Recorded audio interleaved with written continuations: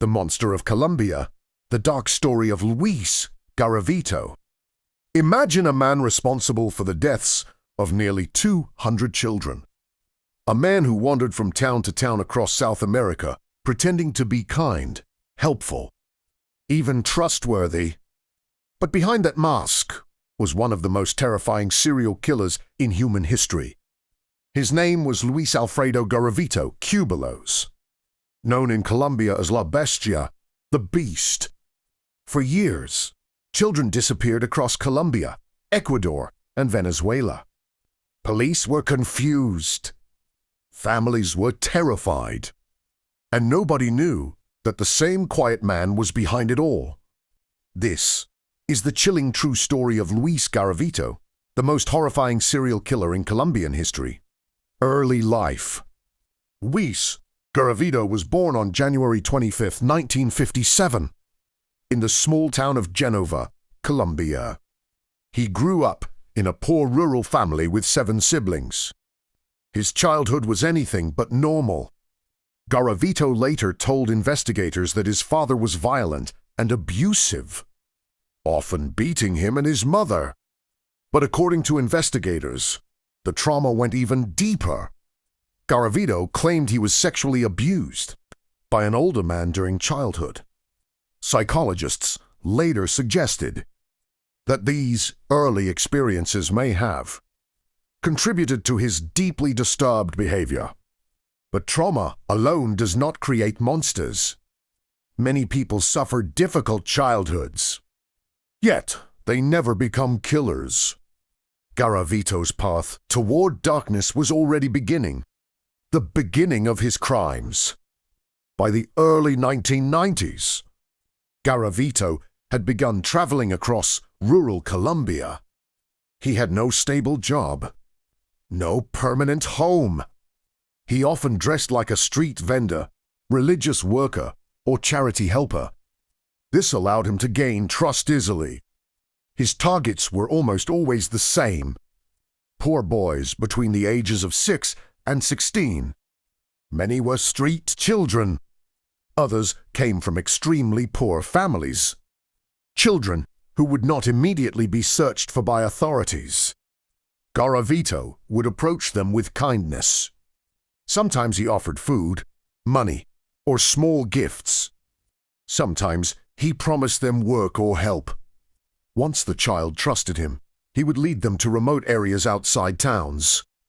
And that's where the nightmare began. Method of murder. Investigators later reconstructed his horrifying method. Garavito usually carried a knife and rope. Once alone with the child, he would tie them up or restrain them. He would brutally torture them. Then he would strangle or stab the victim to death. Many bodies were found with multiple stab wounds. After the murder, Garavito often buried the bodies in shallow graves in forests or fields. Sometimes he left them hidden under leaves or soil, because he constantly moved from place to place. The crimes were scattered across dozens of towns. For years, nobody realized they were dealing with a single serial killer. Children began disappearing throughout the 1990s. Hundreds of children began disappearing across Colombia. Families reported missing children, but the cases were often dismissed. Many victims came from poor communities, and police resources were limited. In rural areas, investigations were slow. At first, authorities believed the disappearances were unrelated. But as more bodies began appearing in remote locations, investigators noticed something terrifying. The victims were all young boys, and the injuries looked strikingly similar. Something was very wrong. Discovery of the graves. In 1997, authorities in Colombia began discovering mass burial sites of murdered children. Some graves contained multiple bodies. Each discovery made the situation more horrifying.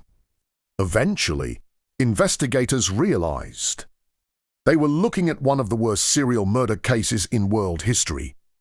Police formed a special task force.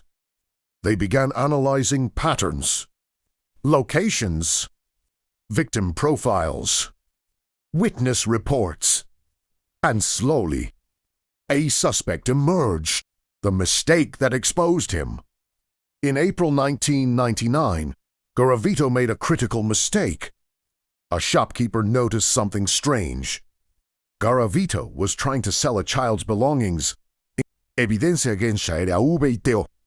Police discovered maps, notes, and lists of locations. They also found personal belongings of missing children. During interrogation, Garavito eventually confessed. But what happened next shocked even seasoned investigators. Garavito began leading police to burial sites, one after another, forest after forest, field after field. Each time, investigators uncovered another child's remains. In total, Garavito confessed to over 140 murders.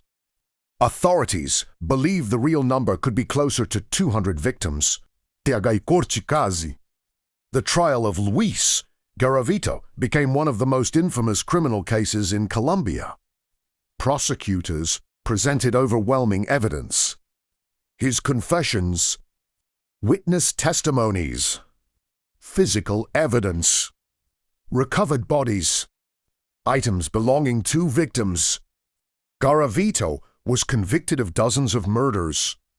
Under Colombian law at the time, the maximum sentence was limited. Initially, he received a sentence of over 1,800 years in prison. However, because of legal limits, the effective prison term was 40 years. This shocked many people. Families of the victims were furious. How could someone responsible for the deaths of so many children receive such a limited sentence? Psychological profile. Psychologists described Garavito as a classic predatory serial killer. He carefully selected vulnerable victims. He used manipulation and deception, and he operated in rural areas where police presence was weak. Experts also noted that Garavito showed little emotional response during confessions. Interviews almost detached. This cold behavior disturbed investigators even more. The case forced Colombia to rethink many things. Law enforcement began improving missing children investigations. Authorities created new systems for tracking serial crimes. And the country started focusing more on protecting vulnerable children. Even today, the name Luis Garavito remains one of the most feared in South American criminal history. A reminder of how dangerous a single predator can become when society fails to notice the warning signs. Ending. Luis Garavito died in prison in October 2023, but the pain he caused still lives on. Hundreds of families lost their children. Communities were ruined. Even today, the name Luis Garavito remains one of the most feared in South American criminal history. A reminder of how dangerous a single predator can become when society fails to notice the warning signs. Ending. Luis Garavito died in prison in October 2023, but the pain he caused still lives on. Hundreds of families lost their children. Communities were forever scarred. And his crimes remain one of the darkest chapters in the history of serial murder. Because sometimes the most terrifying monsters are not found in horror movies. They walk quietly among us, waiting for the world to look the other way.